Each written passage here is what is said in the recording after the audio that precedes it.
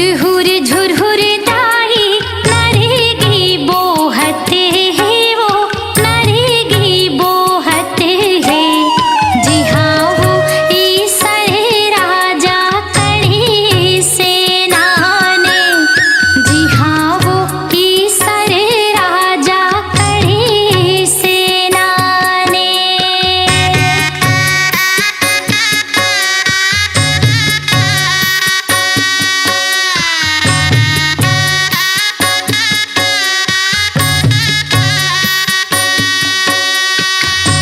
झुरहुर झुरहुर दाई नरेगी बोहते है वो नरेगी बोहते है। जी हाँ वो गौरा रानी करे सेना ने। जी हाँ वो गौरा रानी करे सेना ने।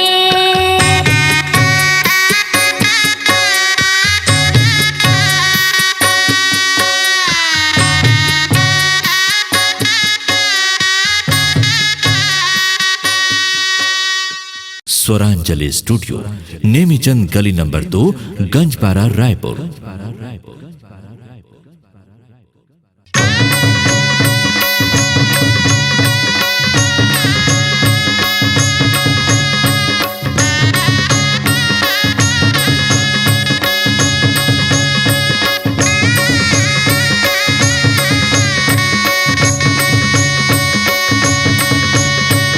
वार डड़ैया मोर बड़ रंग रेली चढ़े बोली मन काई डार। वार डड़ैया मोर बड़ रंग रेली चढ़े बोली मन काई डार। लिमुआ के डारा मोर टूट फूट जही थे तेरी निगाह वो छारिया। लिमुआ के डारा मोर टूट फूट जही थे तेरी निगाह वो छारिया।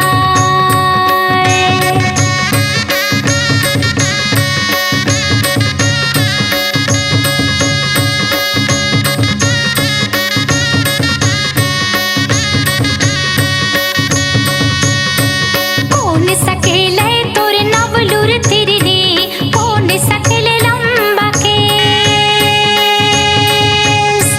कौन सकेले तोर नवलूर तिरनी कौन सकेले लंबा केस। गौरा सकेले तोर नवलूर तिरनी सर सकेले लंबा केस। गौरा सकेले तोर नवलूर तिरनी सर सकेले लंबा केस।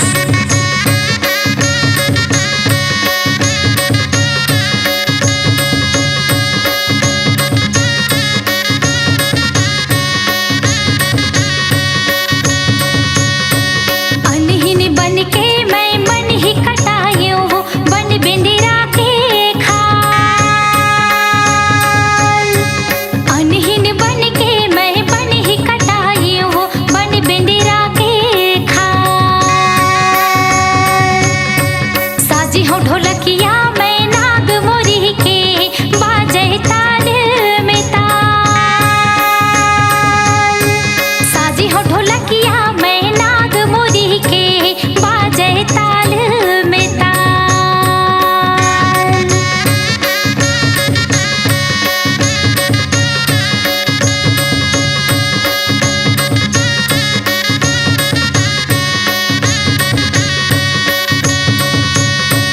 बाजा की कौने हवाले नगर में नाचत बीर बेताल। बाजा की कौने हवाले नगर में नाचत बीर बेताल।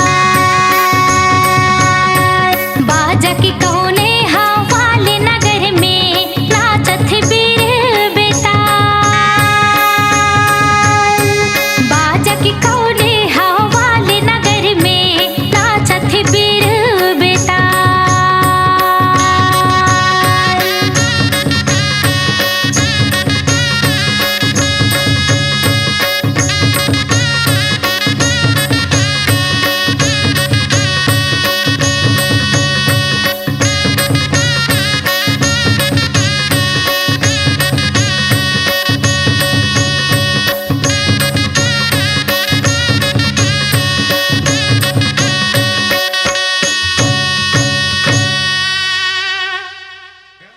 आवाज को दीजिए एक नया मुकाम। डिजिटल रिकॉर्डिंग की दुनिया का जाना पहचाना नाम स्वरांजलि, जहां गूंजती हैं ध्वनियां अपनी माटी की सौंधी सुगंध के साथ। छत्तीसगढ़ी संगीत के विविध रंग जो पहुंचाते हैं पूरे प्रदेश में डिजिटल रिकॉर्डिंग के संग। स्वरांजलि स्टूडियो, नेमीचंद गली नंबर 2, गंजपारा, रायपुर।